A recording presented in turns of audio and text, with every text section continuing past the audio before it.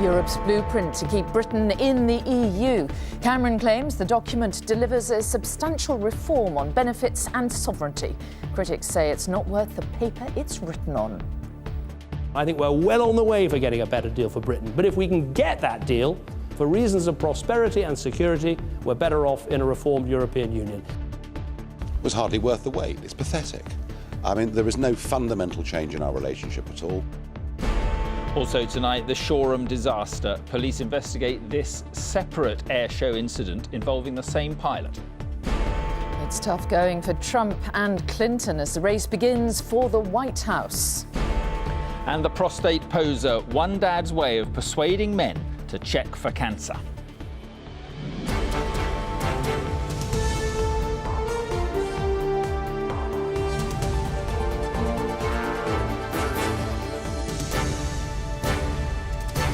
This is the ITV Evening News with Mary Nightingale and Mark Austin. Good evening. David Cameron said today he'd won substantial reforms from the EU as it published proposals to keep Britain in Europe. Under the deal, new migrants could have in-work benefits stopped, and there was an assertion of Britain's sovereignty. But Eurosceptics said the measures watered down what Mr Cameron had originally wanted, and UKIP's Nigel Farage labelled it pathetic, saying it changes nothing. Our political editor Robert Peston looks in detail at the new deal. 16 pages of European Union reforms to settle the big political question of the year, perhaps of the century. Britain in or out of Europe. It's the draft of a new relationship between the UK and the EU, which, if agreed by Europe's leaders, is seen by our Prime Minister as reason not to leave. We have had real problems with the European Union and with our membership of the European Union. And so I think the right thing to do is try and deal with those problems and then give people the choice about whether to stay in a reformed European Union or leave and go it alone.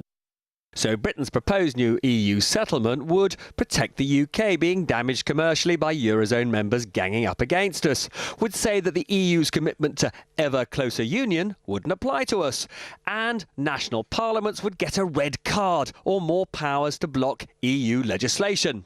But this didn't impress one of Mr Cameron's friends. The Prime Minister has been playing a difficult hand with exceptional skill. I don't myself think that the red card system offers anything like enough. And I do have my doubts about that, and I would like to see more progress. Which side are you on? Okay. Which side are you on? Take care. See you. Thank you. And our Prime Minister had to, well, compromise. So benefit payments to EU migrants will be reduced but not completely cut out. Child benefit payments sent abroad by migrants will be lowered, but not eliminated. Also, the Prime Minister's original hope that the reforms would be written into EU treaties is possible, but not definite. Prime Minister, today, as often, you've highlighted what you see as the big flaws in the European Union. You've got some promises of reforms, but they're pretty technical. Many of them, as you yourself have said, pretty impenetrable. How on earth are you going to persuade the British people that it's worth staying in a European Union when you seem so equivocal about it? Now, I've always said, and I'll say again today, if we can't get what we've set out in terms of these changes, I rule nothing out.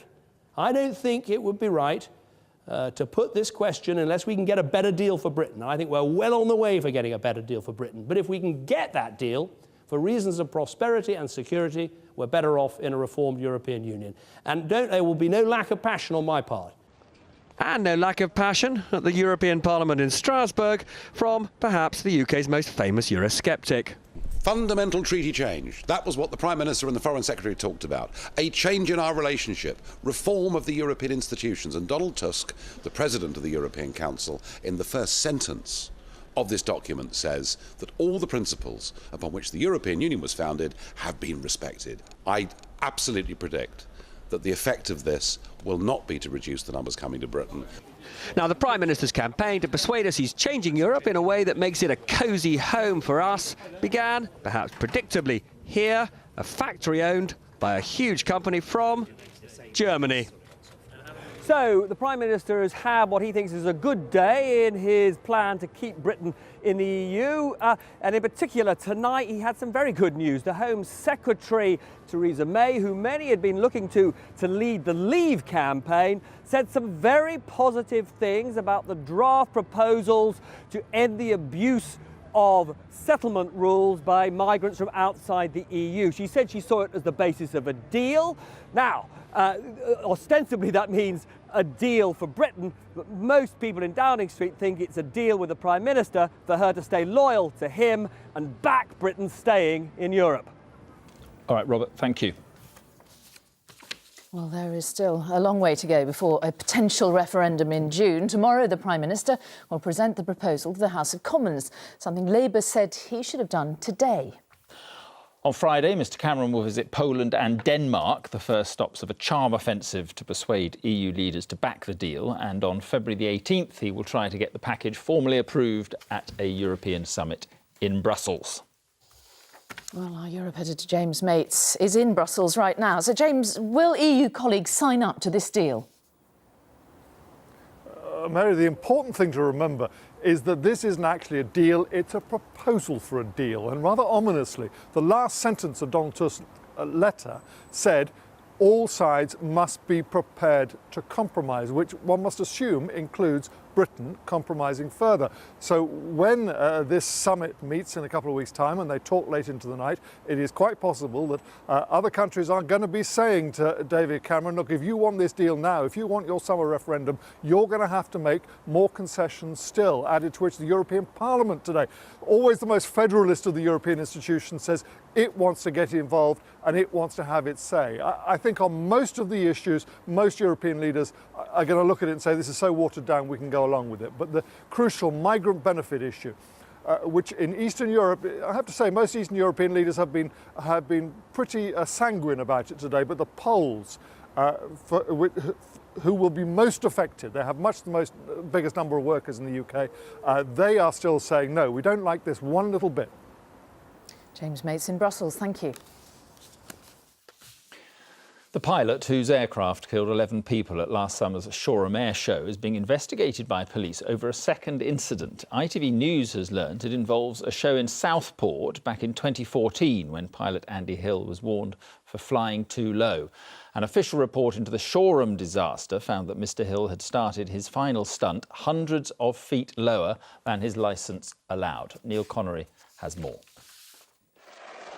This was the moment at the Shoreham Air Show last year when a vintage Hawker Hunter jet began a loop-the-loop which ended in disaster, claiming 11 lives on the ground.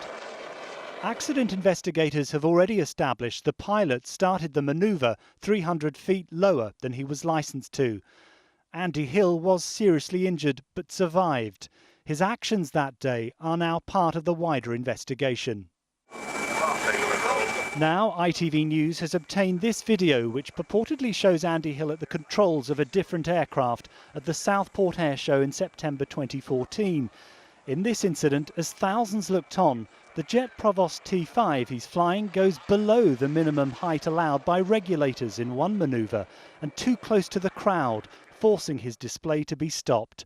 Many of those there that day remember how low and near the aircraft flew at one point.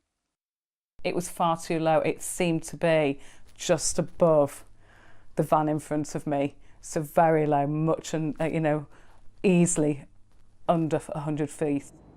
In a statement to ITV News, the Southport Flight Display Director confirmed the plane was flying too low, saying a stop call was immediately issued by the Flying Display Director on the display radio frequency and the flying display was terminated.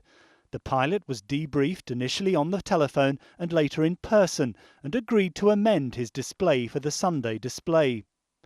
11 people lost their lives at Shoreham. It's still not clear what caused the disaster. Today, Sussex Police said, "We are aware of an incident at the Southport Air Show in 2014. This incident forms a line of inquiry in our wider investigation. All the families are aware of our interest in this incident." So far, Andy Hill has not responded to our request for a comment. It's expected the final report into the Shoreham crash will be published before May. Neil Connery, ITV News. Detectives are searching for a man after the bodies of 2 children and a woman were found at a house in West Yorkshire. Police were called to the address in the village of Allerton Bywater this morning. Damon Green is at the scene. Damon, what more are the police saying about this?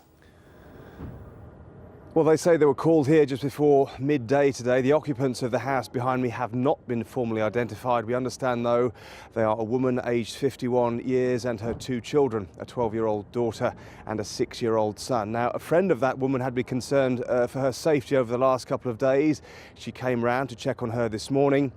Got no response to the door, managed to force her way inside and found the body of her friend downstairs. She called the police and they found the bodies of the 2 children upstairs. West Yorkshire Police are being very careful about what they say. They say no official identification has been made. There's been no post-mortem examination as yet, but they are treating this as a murder inquiry.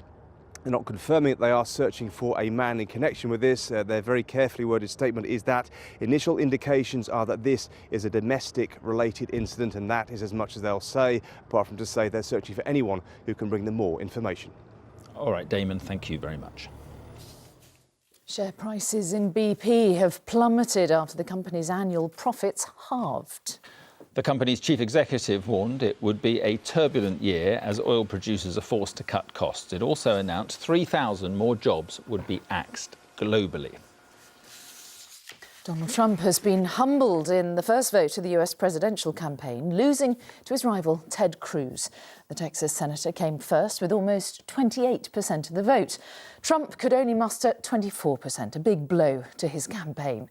The real Republican winner, though, could well be Marco Rubio, who finished a close third. He's expected to do well in other states. Hillary Clinton scraped through the Democrat ballot, finishing just in front of Senator Bernie Sanders. It was so close, some results were decided by a toss of the coin. From Iowa, our correspondent Robert Moore reports. I'm glad to be back. On no sleep but much adrenaline, the candidates have raced on to New Hampshire for the next contest in less than a week. Ted Cruz's political skills brought him victory in the Republican Party vote last night. God bless the great state of Iowa. But known for his hardline views and relentless ambition, he may not be the man to unite a fractured party. Iowa has made clear to America and the world, morning is coming. Morning is coming. Cruz will have almost no time to savor this victory. He must now persuade Republicans the Trump phenomenon is receding, and then he must tackle the rise of Marco Rubio. So this is the moment they said would never happen. For the Florida senator, far exceeded expectations here, and may now emerge as the establishment choice. And it meant that Donald Trump, who was widely expected to win, had to display a quality few thought he possessed: humility. We finished second, and I want to tell you something. I'm just honored. I'm really honored. And I want to congratulate Ted. At the same time, an extraordinary battle was playing out on the other side. 7, 8, 9, 10. As we could see during the caucuses, Democratic Party voters are deeply divided.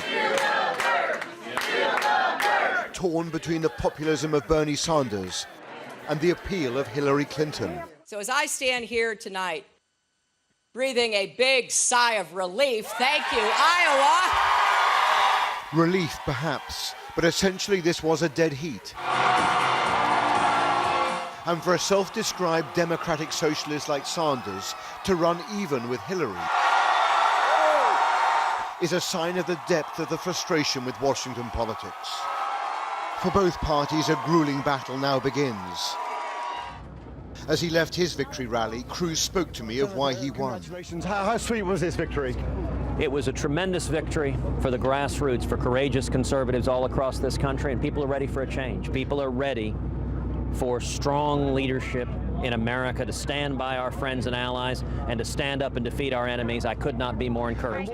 And what I wanted to know, would he say to Trump and Rubio? Congratulations on their finish. Thank you, Mr. Cruz. Worthy competitors of yours, sir? Both men who I like and admire and respect.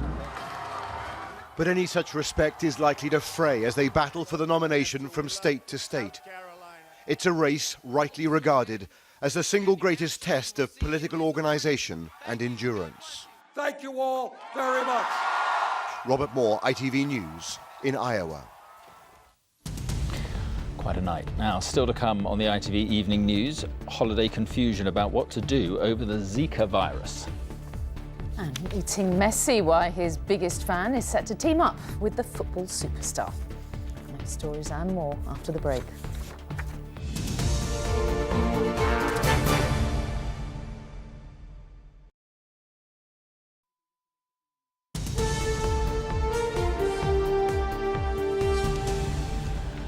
Welcome back. Some of Britain's biggest holiday operators are having to rewrite their travel advice because of the apparently unstoppable spread of the Zika virus. The infection has been linked to brain defects in babies. Public Health England says pregnant women should avoid travelling to South and Central America and the Caribbean. But as our consumer editor Chris Choi reports, while some companies are offering refunds, others are not paying out. Firms that usually sell us holiday dreams were today warning of infected mosquitoes. Women expecting babies are being advised to reconsider travel plans to affected zones. Nadia Morgan is 19 weeks pregnant. She booked for Barbados with Virgin Holidays, but it took time to get a refund because initially they hadn't decided their policy. It just wasn't worth it when currently we have a healthy baby to risk that for the sake of 2 weeks of sunshine. The virus has spread to almost 30 countries, including popular destinations such as Barbados, Mexico, the Dominican Republic, Cape Verde and Brazil. Virgin Holidays is saying it can offer a full refund to pregnant customers, but other firms fall short of that. Thomson First Choice only says pregnant women can pick an alternative holiday without incurring a fee. And Thomas Cook has a similar policy allowing amendments to an alternative destination. Today, holiday firms like this were scrambling to update their policies. For them, this is an unprecedented threat, and already inconsistencies are emerging in how different travel firms are handling the issue. Jamaica. Holiday plans to Jamaica illustrate the complexities. It's been on the at-risk list, then it was removed, and now it's been put back. It's a worry for Marty Roberts and his fiancée, who are planning a baby, so want much more clarity for travellers. Well, obviously they need to be concerned over our fears, and there's no way we feel we can go to that part of the world on a holiday at the moment with this potential virus. It's predicted the Zika virus will spread, with growing impact on how many plan their holidays. Chris Choi, ITV News. Here, Scottish Labour has proposed a 1p increase in income tax. Party leader Kezia Dugdale said she would use the rise to offset cuts to public services. The Scottish Parliament, currently run by the SNP, will have power over Scottish income tax rates from April. And BT has apologised after a major power outage on its broadband and phone networks. Its customer service line was also down. Now, a father has bared, well, almost all to help raise awareness of prostate cancer. Kurt Jewson shared a picture of himself in just his pants, displaying his catheter, colostomy bag and scars. Yes, he's urging men to spend 5 minutes to check for symptoms of the disease. He told our correspondent Rupert Evelyn it could save lives. There are many hard truths that accompany a fight against prostate cancer, but rarely are they so publicly exposed. Kurt Jewson's near-naked selfie with his catheter and colostomy bag in view was aimed at possibly educating his friends. But instead, he has found an audience across the world. I've been looking at what other images of prostate cancer there are out there, and it's generally all smiling men in their 50s and 60s, and you don't see many pictures of middle-aged guys in their pants. That's why it's become what it is now and has drawn attention to it, because it's a stark reality. Prostate cancer is the most common cancer in men, accounting for nearly 1 in 4 of all new diagnoses. Each year there are 44,000 new cases in the UK, but only 1% of patients are under 50. A year before diagnosis, an opportunity was missed to find his cancer after Kurt Jewson temporarily passed blood in his urine. His wife Lucy hopes that others will learn from his experience. I'm really proud of the fact that he has put his own vanity to one side. It's not the time for it, really. I think the problem is that prostate cancer affects younger men, and younger men need to be aware of what to look out for. Revealing what he carries beneath his clothes is unusual, perhaps even uncomfortable, but it's about education. And when the price of ignorance can be death, the value of learning is far more important. Rupert Elin, ITV News, Cornwall. And finally, he's the football-mad 5-year-old from Afghanistan who became an internet sensation by wearing a Lionel Messi shirt made from a carrier bag. Well, now Murtaza Ahmed may be about to meet his idol. Yeah, Murtaza was spotted in his makeshift shirt last month. Since then, he's been training with the Afghanistan Football Federation in Kabul. Well, now Messi is in talks with officials to arrange a meeting, either in Kabul or in Barcelona. Lucky chap. Lucky chap. That's it. Julie Etchingham is here at 10. All the team here, have a great evening. Bye-bye. Bye-bye.